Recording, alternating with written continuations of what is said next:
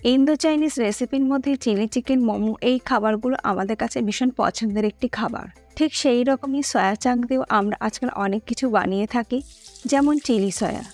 তাই আজ আমি বানাচ্ছি চিলি সয়া চাংক ফ্রাইড রাইস। নমস্কার বন্ধুরা, রুমার হেসেলে সবাইকে স্বাগত। রেসিপিটা কেমন লাগলো কমেন্ট করে জানাতে ভুলবেন না। ভালো লাগলে সবার সাথে একটু শেয়ারও করে নেবেন। সয়া চিলি ফ্রাইড রাইস বানানোর জন্য একটা পাত্রের মধ্যে নিয়ে নিয়েছি 1 কাপ সয়া চাংক। আমি এখানে বড় সাইজের সয়া চাংক ব্যবহার করছি, মিনি সয়া চাংক এখানে ব্যবহার করছি না। আপনারা চাইলে সেটাও করতে পারেন। এবার গরম জল দিয়ে মিনিট 4-5 সময় ধরে সয়া চাংকগুলোকে ভিজিয়ে রেখে দেব। এতে কিন্তু সয়া চাংকগুলো সুন্দরভাবে ফুলে যাবে, সেদ্ধ করার প্রয়োজন পড়বে না। 5 মিনিট পর দেখুন সয়া চাংকগুলো ফুলে জাস্ট ডবল সাইজ হয়ে গেছে। এবার এই সয়া চাংকগুলোকে জল বদলে বদলে ভালো করে ধুয়ে নেব। সয়া চাংকগুলো ভালো করে ধুয়ে নেবার পর সয়া চাংকের থেকে এক্সট্রা জলটা চিপে নিয়ে আলাদা একটা পাত্রের মধ্যে নিয়ে নিচ্ছি। এক্সট্রা জল ঝরিয়ে নেওয়া সয়া চাংকের মধ্যে দিয়ে দিচ্ছি 1 টিস্পুন আদা রসুন বাটা। টমেটো কেচাপ দিয়ে দিলাম 2 টেবিল স্পুন। টমেটো কেচাপের বদলে টমেটো সসও ব্যবহার করতে পারেন। চিলি সস দিয়ে দিচ্ছি 2 table spoon. Dark soya sauce দিয়ে দিচ্ছি 1 টিস্পুন। এই 3 রকম সস অবশ্যই ব্যবহার করতে হবে। গোলমরিচ গুঁড়ো দিয়ে দিচ্ছি 1/2 টিস্পুন।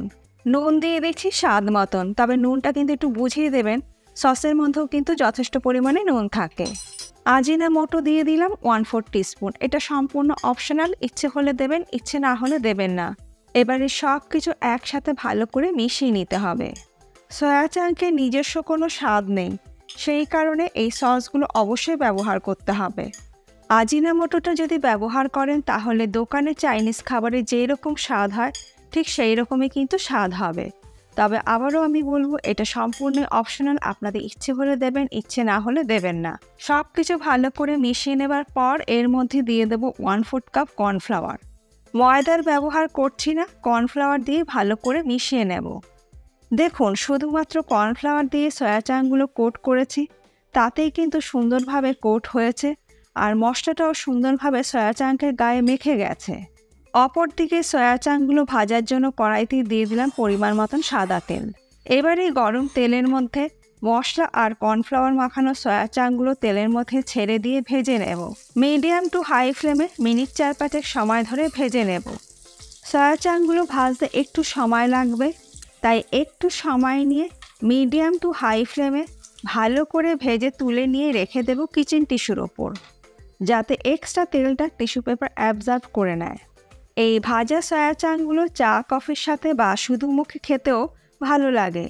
সমস্ত সয়া চাংকগুলো ভেজে নেবার পর ফ্রাই প্যানের মধ্যে দিয়ে দিচ্ছি 2 টেবিল স্পুন সাদা তেল।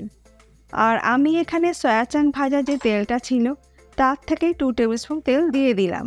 এই গরম তেলের মধ্যে দিয়ে দেব 1 টেবিল স্পুন রসুন কুচি, আদা কুচি দিয়ে দিলাম 1 টিস্পুন, আর দিয়ে দিচ্ছি 2টি কাঁচা লঙ্কা কুচি।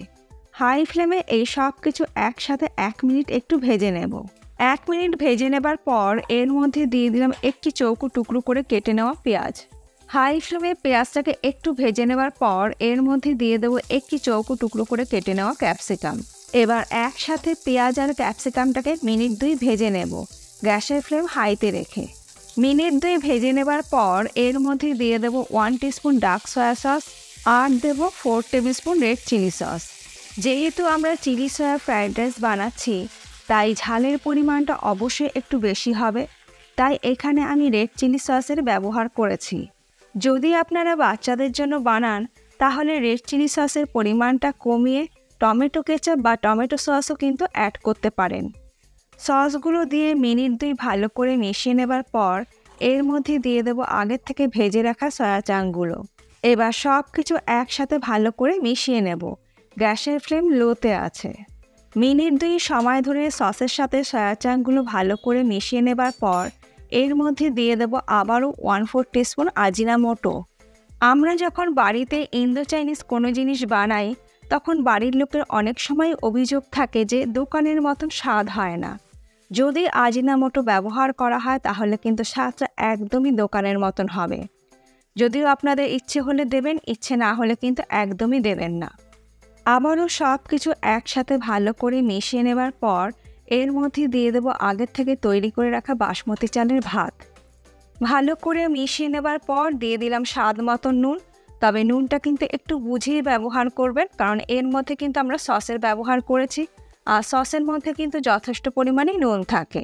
ভাতটা দেবার পর হাই ফ্লেমে ভালো করে একসাথে সব কিছু মিশিয়ে নেব। সমস্ত কিছু দিয়ে মিশিয়ে নিলেই তৈরি হয়ে গেল দারুণ সুস্বাদু চটপটা চিলি সয়া ফ্রাইড রাইস। গ্যাসের ফ্লেমটাকে আমি বন্ধ করে দিলাম, এবার এটাকে আমি সার্ভ করছি। আজকে আমার এই দারুণ সুস্বাদু চটপটা চিলি সয়া ফ্রাইড রাইসের রেসিপি আপনাদের কেমন লাগলো অবশ্যই জানাবেন। ভালো লাগলে বাড়িতে একদিন তৈরি করুন, আর আপনাদের কীরকম লাগলো অবশ্যই আমাকে জানাবেন। চিলি সয়ার রেসিপি এর আগে আমি আপনাদের সঙ্গে শেয়ার করেছি, যারা দেখেননি পাশেই আছে, একবার দেখে নিতে পারেন। আশা করব এই রেসিপিটার মতন ওই রেসিপিটাও আপনাদের ভীষণই ভালো লাগবে। আজ তাহলে এই পর্যন্ত, আবার দেখা হবে নতুন কোনো ভিডিওর সাথে। ভালো থাকবেন, সুস্থ থাকবেন, ধন্যবাদ।